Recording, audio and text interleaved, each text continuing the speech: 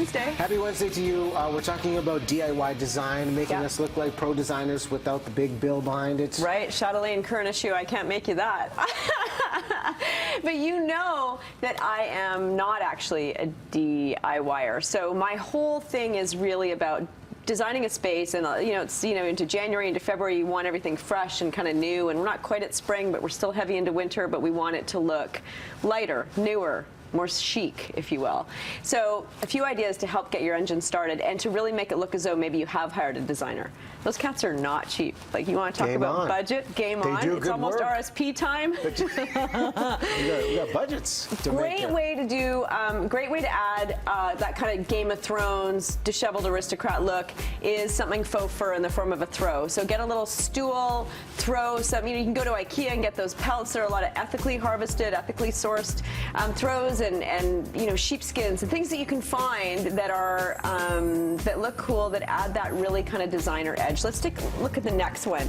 Okay, so even throwing something like that over the back of a chair. I love the look of a dining room table full of mismatchy chairs, or even a wishbone-inspired chair like this silhouette with a bunch of faux fur throws over the backs. You know that look? It's kind of Whistler, but it really works for the West Coast. And in the summer, you're like, well, that's too wintry. We'll bring them outside. I lay mine along picnic benches at night when we're outside having dinner in the garden with the kids. So it's really sort of a four-season staple, and it really unifies the look. And speaking of unifying the look, or adding a pop, neon like this bench is a really cool way to inject some kind of modern glamour. You can do this, very English to me, you can do this by just doing it yourself, right? Paint it yourself. And a lot of home stores carry product like this now, where you have a room full of neutrals, or maybe it's black and white like this, and then you just add one pop. Like, don't go Debbie Gibson 80s over the top neon everywhere. Just keep it in check, Riaz. Accent wallpaper. Do you like the designs, or do you prefer just one solid color? I love wallpaper. I've got some awesome wallpaper in my powder room, but you know what? There's always an expiry date. At one day you come home and you're like, I'm done. It's coming down. And it is not easy to get wallpaper off or to re-wallpaper. Finding hangers in Vancouver is not easy. Roxanne, my wallpaper hanger, is amazing. She drives a motorcycle. She rolls in. She gets it done.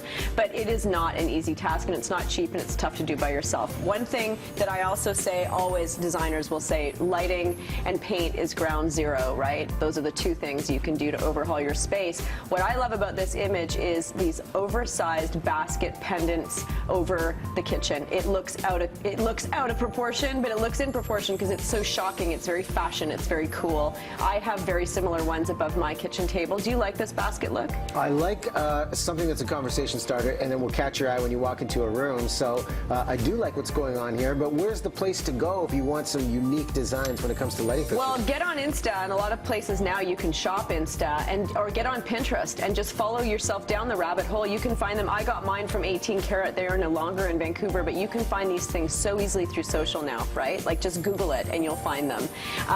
Another great way to add glamour, or not glamour, I should say elegance, is a sconce on the side. Everybody always goes to overhead lighting in a bathroom. To me, it looks a little bit cheap. We've moved away from the chandelier thing. It's a little bit 15 years ago, but then there are beautiful chandeliers out there right now that people are installing that are very modern and very current, but that kind of crystal girly chandelier thing is getting a little bit sleepy, a little bit tired. It's time for the next look. And I love how they've done this. Just one simple sconce on a tiny powder room wall goes a really long way, but that overhead lighting looks a little bit, let me say, big box. And if you want to go with a theme, this has got this nautical kind of tongue and groove look to it, but don't go too nautical, for example. But if you do want to go for a theme, I love a wall full of something like naturally shed, ethically harvested antlers. See how they're all grouped together? You could do that yourself, couldn't you? I can see you pounding nails in that wall. I got some super glue. Oh, nails. We need nails in there. Right? And then lastly, right, you do. Lastly, chalk paint is the best way. Okay, there's your old chair. Now let's look at photo 2. Add some chalk paint. You actually paint the upholstery. So this is a DIY that rules, because you're not paying to overhaul and to reupholster. You're literally painting the fabric. Now let's see the last one. Wait for it. What? Trip to France. Are you kidding me? Brand new. Now, is that paint going to come off on my clothes, though? You sound like you're choking. It's so emotional when I look at beautiful art. No, it's not going to come off on your pants, Mr. Fancy Man. I just want to make sure. Let it dry. It'll be dry first. That's my tip for the day. Let it dry. Susie, well, always good to have you on. Texture, you can pick up the latest edition of Chatelaine magazine. I've totally lost my voice here. Thanks, Susie. You're overwhelmed with emotion.